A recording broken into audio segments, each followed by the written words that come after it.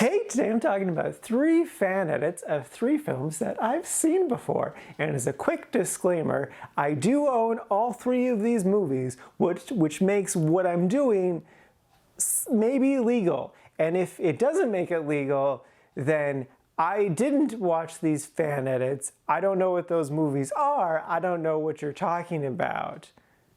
But yeah, so the names of the 3 films I am talking about today are Prometheus-Giftbearer, Rogue One, The Battle of Scarif, and Passengers-Aurora.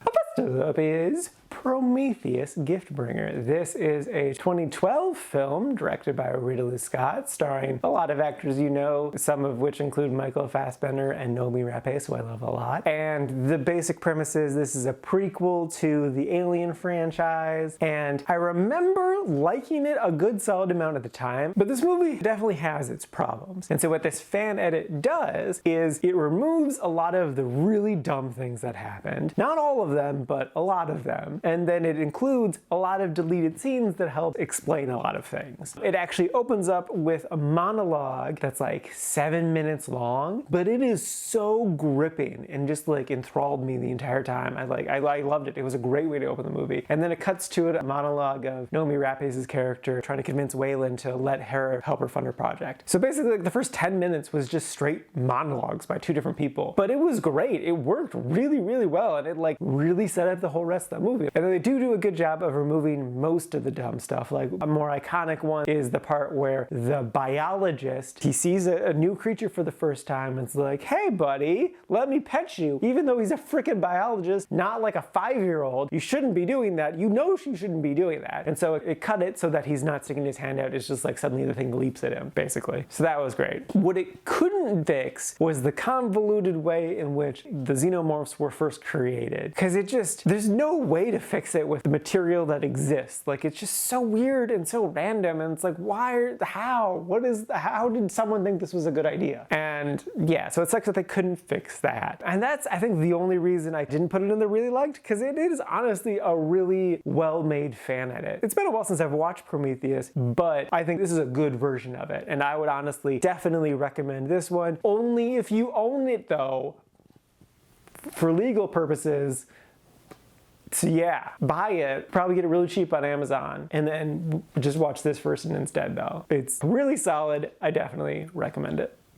Next up is Rogue One, The Battle of Scarif. This is a 2016 Star Wars movie, and people have weird nostalgia goggles for Rogue One, and I really don't understand it. Like, they say that this is the best of the new Star Wars movies, which is definitely not true. I will say without a shadow of doubt that the end of the movie is incredible. Just like the whole end battle sequence, all of the cool action stuff at the end of the movie is the good stuff. Like, the plot makes absolutely no sense. This guy purposely designed a flaw in the Death Star, and then he wanted to give it to his daughter, so he sent it to her foster dad, but then he's supposed to give it to the rebellion, but the rebellion he needs to give it to her instead or something, and it makes no sense. It makes no sense at all. No one can explain the plot of this movie to me in a way that will make sense. Just no. It's no. But what this fan edit does is get rid of everything that isn't the final battle, because that's the good stuff, and it's still good here. Like, the action's incredible. It's good tension. They're like, they need to get the plans, but they're having problems getting the plans, and everything's going bad. And it's just, yeah, no, it's a really solid thing. My biggest gripe with it is that it didn't remove some of the dumb things that happened. In particular, the one that kills me the most is Vader making a choke pun. That's just dumb. Vader wouldn't do that. I hate that they did that. They honestly should have just not had him really in this, especially too, because like his voice just sounds like a 90-year-old very tired man, which is what James Earl Jones was when he recorded this, so it makes sense that he would sound like that, but yeah, it just doesn't sound good. So yeah, I still enjoy this movie a decent amount. If you've never watched Rogue One, yeah, totally watch this version of it. Again, only if you own Rogue One, because it's just the best bits and one dumb thing. And it's solid. It's definitely worth a watch.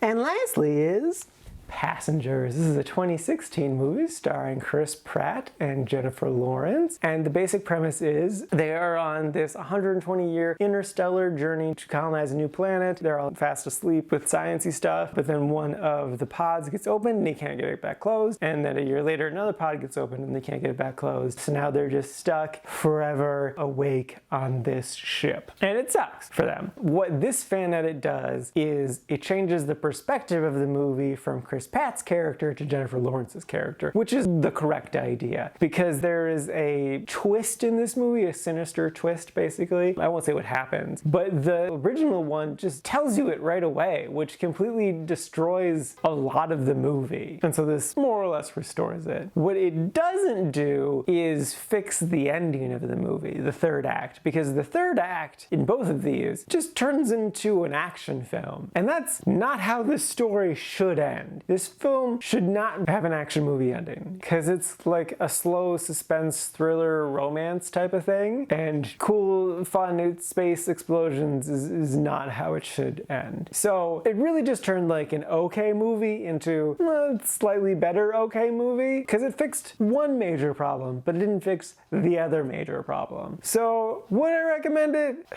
No.